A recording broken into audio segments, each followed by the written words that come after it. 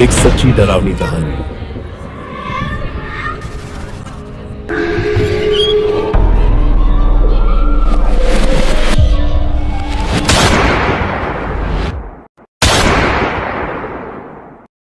यह घटना उत्तराखंड के एक छोटे से गांव की है, जहां 25 साल की नेहा अपने पति रवि के साथ रहती थी।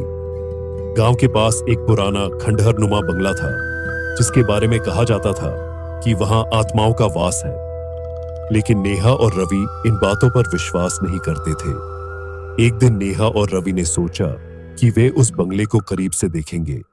गांव के बुजुर्गों ने उन्हें रोकने की कोशिश की, लेकिन दोनों नहीं माने। शाम का समय था, सूरज डूब रहा था और चारों ओर अंधेरा फैल रहा था। जब वे बंगले के पास पहुंचे तो उन्हें लगा जैसे कोई उन पर नजर रख रहा हो, लेकिन उन्होंने इसे नजरअंदाज किया और अंदर चले गए।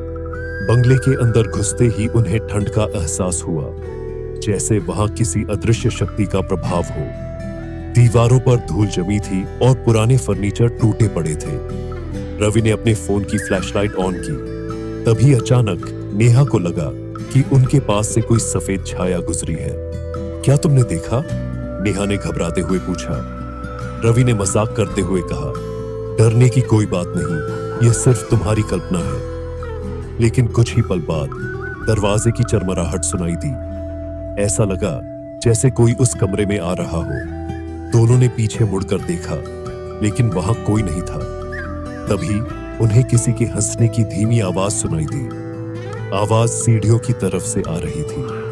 डरते डरते दोनों ने सीढ़ियां चढ़नी शुरू की।